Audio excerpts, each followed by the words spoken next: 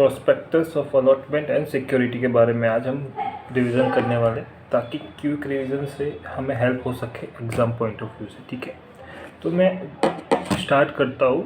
Section 23 public offer and private placement. ये basically क्या बता रहा है सेक्शन कि एक पब्लिक ऑफर और प्राइवेट प्लेसमेंट में क्या डिफरेंस है। ठीक है, जब मैं पब्लिक ऑफर की बात करता हूँ तो पब्लिक ऑफर ऑब्वियसली एक पब्लिक कंपनी और लिस्टेड कंपनी, जो भी अनलिस्टेड और लिस्टेड कंपनी है वो डील करती है।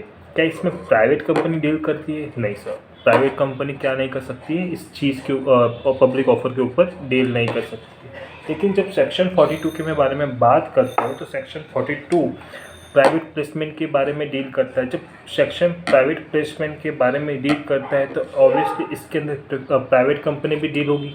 ठीक है, तो इसमें क्या है कि इन दोनों को डिफाइन किया गया है। एक तो सेक्शन 23 से लेके और सेक्शन 38 तक, सेक्शन 38 तक इसको पब्लिक ऑफर के बारे में बताया हुआ है, और सेक्शन 42 के अंदर एक मेन स्पेसिफाइड सेक्शन है जिसके अंदर प्राइवेट प्लेसमेंट के बारे में बताया गया है। ठीक है, सेक्शन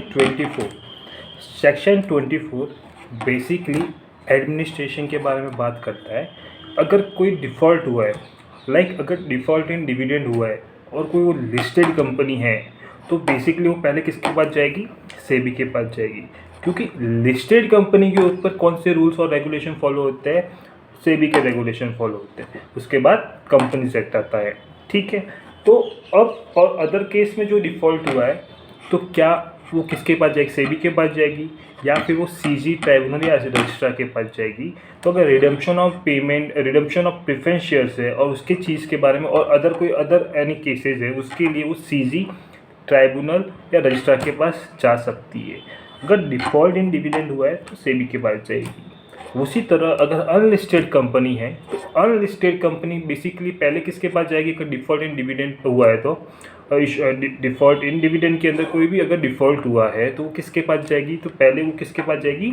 सीजी ट्राइब्यूनल और रजिस्ट्रार के पास जाएगी, क्योंकि अनलिस्टेड कंपनी के ऊपर सेबी के रेगुलेशन फॉलो नहीं होते हैं। ठीक है, अब फिर कोई अदर केसेस है जिसके अंदर डिफ़ॉल्ट हुआ है, जैसे रिडम्पशन ऑफ प्रेफरेंस शेयर के बारे में बात की थी मैंने अभी, तो उसके अंदर भी आप सीजी ट्राइब्यूनल और रजिस्ट्रार के पास ही जाएगी। कौन सी कंपनी? Unlisted company. अगर लिस्टेड कंपनी है तो सेबी के पास जाएगी, अदरवाइज जो अदर बाकी जो केस है उसके लिए सीजी ट्राइब्यूनल रजिस्ट्रार के पास जाएगी।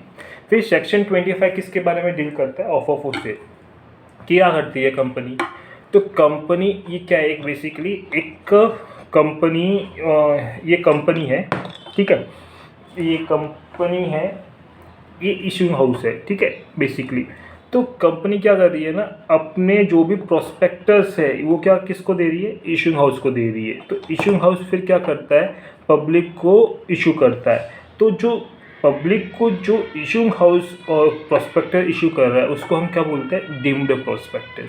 तो कंपनी डायरेक्टली ना प्रोस्पेक्टर इशू करके इनडायरेक्टली क्या कर रही है? प्रोस्पेक्टर इशू कर रही है। किसके थ्रू कर रही है? एक इशू हाउस के थ्रू कर रही है। ठीक है, तो जो अमाउंट इशू हाउस को मिलने वाला है वो आप इन्वेस्टमेंट कब तक नहीं कर सकते हो? 6 मंथ तक आप इन्वेस्टमेंट नहीं कर सकते हो, जब तक आपका अलॉटमेंट नहीं हुआ है। ठीक है, अलॉटमेंट कंप्लीट नहीं हुआ है, क्योंकि अगर मिनिमम सब्सक्रिप्शन ही नहीं आया होगा, ये बेसिकली इसने क्यों बताया कि 6 मंथ तक नहीं आया, तो बेसिकली आपको ये पता होगा कि अगर मिनिमम सब्सक्रिप्शन 90% नहीं आता है तो हमको क्या करना पड़ता है? सारा रिफंड करना पड़ता है अमाउंट ऑफ एप्लीकेशन मनी का। ठीक है, अब हम देखने वाले हैं सेक्शन 26। तो सेक्शन 26 क्या बोलता है कि एक जो वड़ा पाव होता है, बेसिकली एक वड़ा पाव जिसके अंदर एक वड़ा होता है, तो वड़े के अंदर जो मसाला फिल करते हैं उसी की तरह हमको प्रोस्पेक्टर के अंदर भी मसाला फिल करना होता है। तो प्रोस्पेक्टर के अंदर बेसिकली कंटेंट क्या होता है? तो वो क्या किसके अंदर बताया गया कि 26 सेक्शन 26 के अंदर बताया गया है।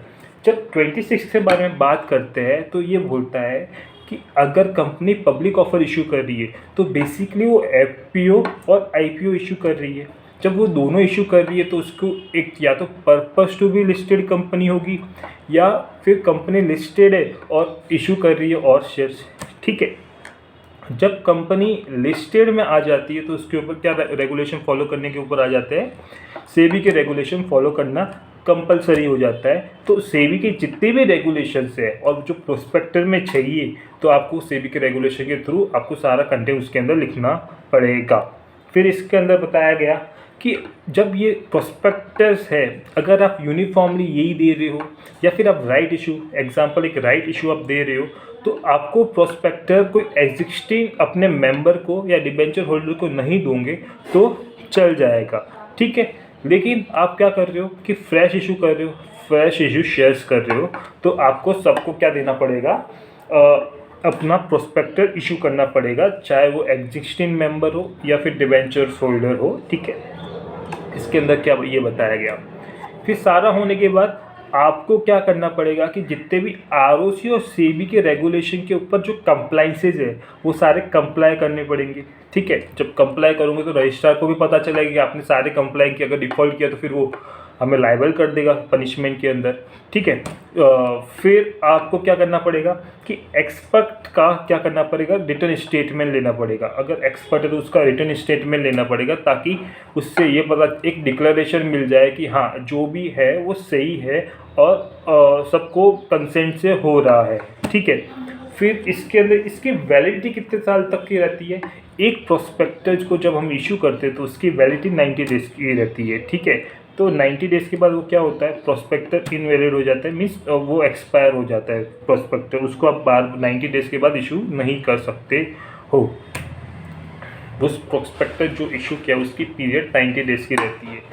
अगर मैं डिफ़ॉल्ट कर रहा हूँ तो लाइबल किस में हो जाती है, कंपनी या ऑफिसर सेक्शन 447 के अंदर क्या हो जाती है, लाइबल हो जाती है। तो अगर लाइबल हो रही है तो उसके लिए पनिशमेंट अमाउंट कितना है, 50,000 से लेके 3 लाख का क्या है पनिशमेंट अमाउंट है, और इम्प्रिजनमेंट शायद मे बी 6 मंथ और 1 ईयर में भी है, ठीक है।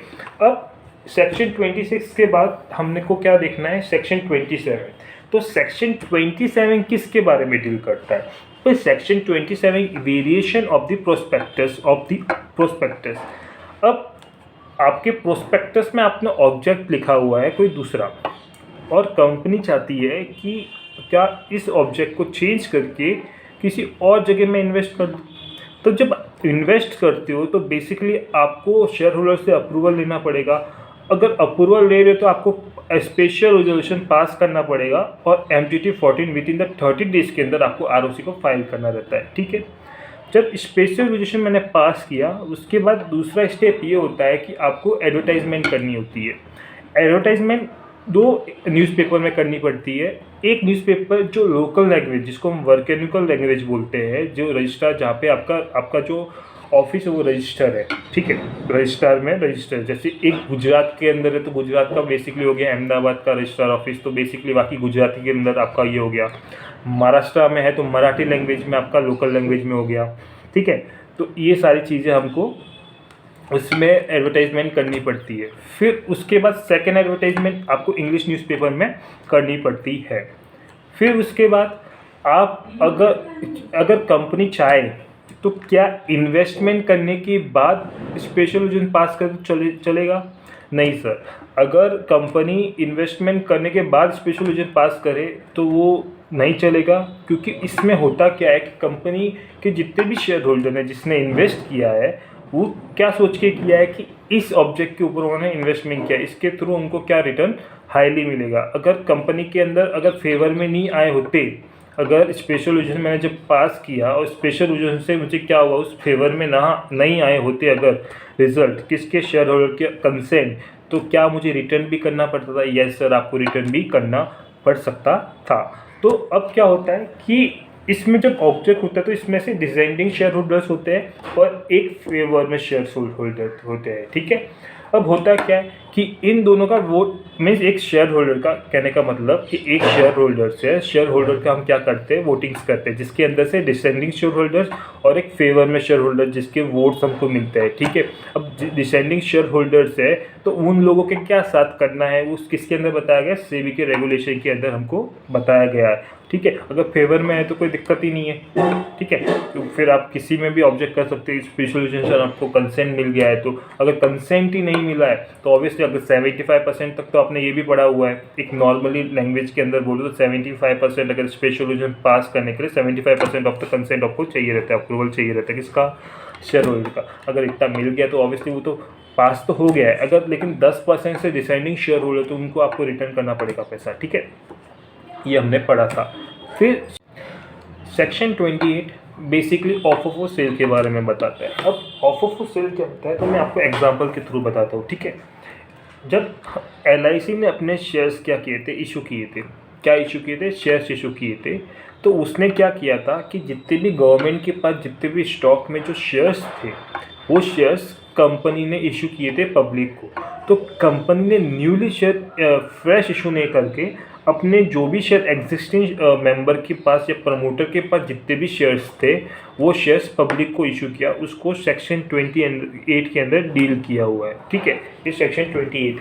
अब सेक्शन 29 के बारे में क्या बात की हुई है, सेक्शन 29 डील करता है कि जितने भी शेयर्स आपके डीमटेरियलाइजेशन फॉर्म में होना चाहिए। डीमटेरियलाइजेशन फॉर्म मीन्स कि आपके जितने भी शेयर्स है वो डीमेट फॉर्म में होना चाहिए। सिंस 2019 के बाद मैंडेटरी हो गया है कि आपके जितने भी शेयर्स है वो किस में हो जाने चाहिए, डीमेट फॉर्म के अंदर। लेकिन ये प्राइवेट कंपनी के ऊपर एप्लीकेबल नहीं होता है। अगर ट्रांसफ़र और ट्रांसमिशन का करना हो तो ये कंपनी को डीमेट फॉर्म में रखना पड़ेगा, कौन सी, जो पब्लिक कंपनी वगैरह है, प्राइवेट कंपनी के ऊपर एप्लीकेबल नहीं है, ठीक है। Section 30 advertisement of the prospectus के बारे में बात करता है कि वही इंग्लिश लैंग्वेज में और मैकेनिकल लैंग्वेज में आपको एक जब प्रोस्पेक्टर इशू करोगे तो आपको पहले बताना पड़ेगा। प्रोस्पेक्टर इशू करते हो तो एक तो प्री एडवर्टाइजमेंट करनी पड़ती है, उसके बाद में पोस्ट एडवर्टाइजमेंट करनी पड़ती है। ऑफर पीरियड ख़त्म हो जाता है, ऑफर पीरियड को चालू ओपन करना और एंड करने के बाद, जिसमें हमने ये सेबी के अंदर हमने पढ़ा है बेसिकली, ठीक है। फिर सेक्शन 31 किसके बारे में बात करता है, सेल्फ प्रोस्पेक्टर के बारे में बात करता है। सेल्फ प्रोस्पेक्टर बेसिकली क्या होता है कि सेबी ने ये क्लास और क्लास यानी क्लासेस ऑफ कंपनीज के ऊपर सेबी ने क्या किया है, प्रिस्क्राइब किया हुआ है। अगर मैं एक एग्जांपल लेता हूँ एक बैंकिंग कंपनी का, तो बैंकिंग कंपनी की जितने भी क्या होता है कि बार बार चेंजेस आते रहते हैं, तो हर टाइम हम क्या प्रोस्पेक्टस इशू नहीं कर सकते हैं, ठीक है। तो ये लोग क्या करते हैं कि एक प्रोस्पेक्टर तो बनाते हैं जिसकी वैलिडिटी कितने साल की रहती है, 1 साल की रहती है। उसके साथ साथ अगर कंपनी के अंदर कोई चेंजेस आए हुए हैं, ठीक है, तो वो कंपनी के अंदर जो चेंजेस आए हुए हैं वो इंफॉर्मेशन मेमोरेंडम के थ्रू पास टू फाइल करके हम लोग को पब्लिक और शेयर होल्डर को बताती है। इसको हम सेल्फ प्रोस्पेक्टस के बारे में ये बताती है। अब मेरे को एक चीज़ और याद आ रही है, सेक्शन 29 के अंदर आपको रिकॉग्नाइज ऑडिट भी करवाना पड़ता है डीमेट अकाउंट का, फॉर्म पास 6 के अंदर करवाना होता है, ठीक है। किसके अंदर करवाना पड़ता है, फॉर्म पास 6 के अंदर करवाना होता है। तो पास 6 के अंदर जब मैं करवाता हूँ तो बेसिकली उसके अंदर आपको विद 6 मंथ में ऑडिट करवाना होता है। तो एक ऑडिट आपका होता है 31 सितंबर को, एक होता है 31 मार्च को, ठीक है। और विद इन द 60 डेज़ के अंदर में आपका फील हो जाना चाहिए। ये इसमें मीन्स 31 सितंबर है तो वहाँ से 60 डेज़, और 31 मार्च है तो वहाँ से 60 डेज़ के अंदर हो जाना चाहिए, ठीक है, ये हो जाना चाहिए। अब फिर इसके बाद से कहाँ पे थे हम, फ्रॉम 32 सेक्शन 32 किसके बारे में डील करता है, रेड एंड प्रोस्पेक्टर के बारे में डील करता है। जब हम अपने मॉड्यूल 2 के अंदर पेपर नंबर 1 के जब पेपर नंबर 1 के अंदर जब हम पढ़ते हैं जो सेबी के अंदर डील करता है, जिसमें सेबी के रेगुलेशन वगैरह वगैरह बताए हुए हैं, उसके अंदर हमने ये रेड एंड प्रोस्पेक्टर को डीपली में पढ़ा है। जब एक चीज़ हम ये देखते हैं कि जब रेड हेरिंग प्रोस्पेक्टस है, अगर आप इशू करते हो तो आपको प्राय 3 डेज़ के अंदर आपको ROC को बताना होता है। अब रेड हेरिंग प्रोस्पेक्टर में होता क्या है, तो होता ये है कि पब्लिक क्या करती है, शेयर होल्डर पब्लिक्स वगैरह, कि ये क्या करती है कि प्राइस की बिडिंग करती है, ठीक है। और उसमें से जो बिडिंग प्राइस को फिक्स करके जो भी एक अमाउंट आता है उसके ऊपर हम क्या करते हैं, शेयर्स को इशू करते हैं, ठीक है। इसको हम रेड हेरिंग प्रोस्पेक्टर बोलते हैं। अब ये इसका पीरियड रहता है कम से कम मिनिमम 3 डेज से मैक्सिमम 10 डेज तक ये चालू रहता है। क्या इसको पीरियड को रिवाइज़ किया जा सकता है, तो ऑब्वियसली इसको रिवाइज़ भी किया जा सकता है। उसका भी minimum 3 days to maximum 10 days का पीरियड रहता है। अब सेक्शन 33 जो एवरेज प्रोस्पेक्टर जिसको आप बोलते हैं बेसिकली समरी ऑफ प्रोस्पेक्टस है। फिर सेक्शन 34 सेक्शन 34 किसके बारे में बात करता है कि क्रिमिनल लाइबिलिटी। अब होता क्या है कि कंपनी के अगर प्रोमोटर डायरेक्टर है, किसी भी ऑफिसर या एम्प्लॉय ने क्या किया, प्रोस्पेक्टस के अंदर कोई भी मिसलीडिंग कंडक्ट या डिफ़ॉल्ट कोई भी ऐसी कंटेंट लिख लिया है जो मिसलीडिंग है और डिफ़ॉल्टेड है, तो इसके ऊपर कंपनी लायबल रहती है। ये करने का ये करना वॉइड है, इसको आप नहीं कर सकते हो। अगर आप करते हो तो आप 447 सेक्शन 447 के ऊपर के अंदर आप लायबल हो जाते हो, कंपनी भी लायबल हो जाएगी और कंपनी की जिसने भी डिफ़ॉल्ट किया है वो भी लायबल हो जाएगा। अब section 36 punishment for the fraudulently inducing the person to invest the money. अब कंपनी क्या करती है कि जानबूझ के उसको बहला फुसला के क्या करवाती है, इन्वेस्ट करवाती है। किसको? पर्सन, पब्लिक को, मेंबर्स को क्या करवाती है, जानबूझ के पैसा इन्वेस्ट करवाती है। तो उसके अंदर डिफ़ॉल्ट के अंदर कौन लायबल रहता है? ऑब्वियसली जिसने जानबूझ के बहला फुसला के जिसने भी पैसा इन्वेस्ट करवाया है जानबूझ के, वो इसमें लायबल रहता है। कौन सा? 447 के अंदर लायबल रहता है। फिर सेक्शन 37 के अंदर हम बात करते हैं एक्शन ऑफ अफेक्टेड पर्सन। तो बेसिकली ये क्या होता है? Class of action. अगर प्लेंटिफ ज़्यादा है या डिफेंडेंट ज़्यादा है तो होता क्या है कि अगर आप अलग अलग करवाते हो तो आपके एक्सपेंसेस, एक बेसिकली प्रैक्टिकल बताओ तो खर्चे बहुत आते हैं। तो अगर आप साथ में करवाते हो तो आपके जितने भी एक्सपेंसेस वो कम होके आप साथ में क्या कर सकते हो, पिटिशन फाइल कर सकते हो। इससे आपका टाइम भी बचेगा और रिजल्ट भी फटाफट मिल जाएगा। ठीक है। Section 38 punishment for the personations for the acquisition and etc of the security। Basically क्या बोलता है कि अगर कोई पर्सन है या कोई पब्लिक है, अगर फिक्टिशियस नेम से क्या कर रहा है, शेयर्स एक्वायर कर रहे हैं किसी कंपनी के अंदर, तो वो नहीं चलेगा। अगर करता है तो उसके शेयर्स कंपनी फोरफिचर नहीं कर सकती है। पहली चीज़ तो ये। क्यों नहीं कर सकती है? क्योंकि उसने कंपनी को सारा अमाउंट दे दिया है। ठीक है। अब तो इसके अंदर इसके जितने भी जो शेयर्स खरीदे थे तो उसका होगा क्या? तो बेसिकली ये होता है कि कोर्ट क्या करती है, कोर्ट उसके जितने भी शेयर्स है उसको सीज करके जितना भी अमाउंट है उसको क्या करती है, इन्वेस्टर एजुकेशन प्रोटेक्शन फंड के अंदर क्या करती है, ट्रांसफ़र कर देती है। और इन्वेस्टर एजुकेशन फंड किसके अंदर, fund investor education protection fund कहाँ यूज़ किया जाता है वो हम आगे देखने वाले हैं। Section 39 allotment of the security by the company, जिसके अंदर मिनिमम सब्सक्रिप्शन आपका 90% आ जाना चाहिए। अगर आपका मिनिमम सब्सक्रिप्शन 90% नहीं आता है तो बेसिकली आपको रिटर्न करना पड़ता है कितने दिन के अंदर। अगर विद इन द 60 डेज़ के अंदर तो आपको अलॉटमेंट और जो भी एप्लीकेशन वगैरह करनी होती है, अगर रिटर्न करने के लिए आपको विद इन द 15 डेज़ के और 50 डेज़ मिलते हैं उसके अंदर आपको रिटर्न करना पड़ता है। अगर उससे भी आपका डिले हो गया, मीन्स 15 दिन से भी ज़्यादा आप नहीं कर रहे हो, तो आपको इंटरेस्ट चार्ज लगना चालू हो जाता है, 12% का चार्ज होना चालू हो जाता है। अब एक इसके अंदर नोट ये है कि अगर पब्लिक ने मिनिमम सब्सक्रिप्शन 90% एक्वायर नहीं की है, जैसे एक एग्जांपल कंपनी की जितने भी पब्लिक को हमने इशू की उसमें से जो पब्लिक ने अगर तो क्या 88 सब्सक्राइब किए, क्या शेयर्स को 88% तक सब्सक्राइब हो गए पब्लिक से। अब जब 2% या उससे ज़्यादा मिनिमम एक 90% है तो एक एग्जांपल के थ्रू 2% हम क्या चाहिए, और अगर कोई एक्वायर कर ले शेयर्स को तो क्या ये कंपनी को रिटर्न करने की नीड नहीं होती है। इसलिए हम क्या करते हैं कि अपॉइंट करते हैं अंडरराइटर को, वो क्या करता है कि शेयर्स को एक्वायर कर लेता है। ठीक है।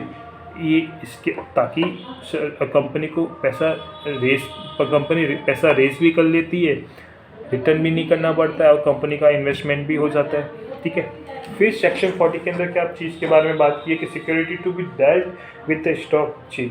जब कंपनी एक stock exchange, recognise stock exchange के ऊपर लिस्ट होती है तो प्रायर उसको विद इन द 30 डेज़ के अंदर क्या करना पड़ता है, एक एप्लीकेशन फाइल करनी पड़ती है रिकॉग्नाइज स्टॉक एक्सचेंज के अंदर। रिकॉग्नाइज स्टॉक एक्सचेंज क्या करती है, उसको एक्सेप्ट करेगी या रिजेक्ट करेगी। अगर रिजेक्ट करती है तो आप लिस्ट नहीं हो सकते, अगर एक्सेप्ट करती हो तो आप प्रोसीड कर सकते हो। ठीक है, ये पड़ा है। ठीक है। अब होता क्या है बेसिकली कि आपको एक सेपरेट बैंक अकाउंट बनाना पड़ता है। ठीक है। एक अंडरराइटर, फिर इसके अंदर ये भी होता है कि अंडरराइटर की जो कमीशन रहता है वो शेयर्स के ऊपर 5% का रहता है और जो डिबेंचर के ऊपर 2.5 का रहता है। अगर आर्टिकल ऑफ एसोसिएशन में मेंशन किया हुआ है कुछ भी तो फिर उसके ऊपर जो भी विच एवर इज लेस है वो हमको डील करना होता है। अब इसके बाद क्या करना होता है कि आपको एक सेपरेट बैंक अकाउंट क्या बनाना पड़ता है। सेपरेट बैंक अकाउंट को एक बना के जिसको हम बेसिकली एक नाम देते हैं एस्क्रो अकाउंट। तो एस्क्रो अकाउंट मेंटेन करना होता है जिसके अंदर हमने एक सेवी के अंदर पड़ा हुआ है।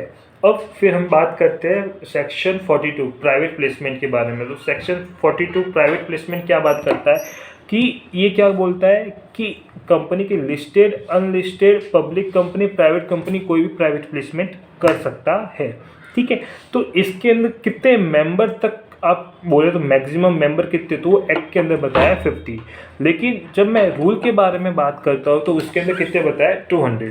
जब 200 मेंबर रूल्स के अंदर बताया तो हम क्या किसको फॉलो करते हैं, रूल्स को फॉलो करते हैं बेसिकली। अब इसके अंदर कौन काउंट नहीं होता है, एक तो क्वालिफाइड इंस्टीट्यूशनल बायर काउंट नहीं होता और एग्जिस्टिंग जो एम्प्लॉय होते हैं वो इसके अंदर काउंट नहीं होते हैं। आपको एडवर्टाइजमेंट करने की कोई नीड नहीं होती है ना कंप्लाइंस आपको, लेकिन ये सब सेबी और आरओसी के सारे कंप्लाइंस फुलफिल करने होते हैं। ठीक है,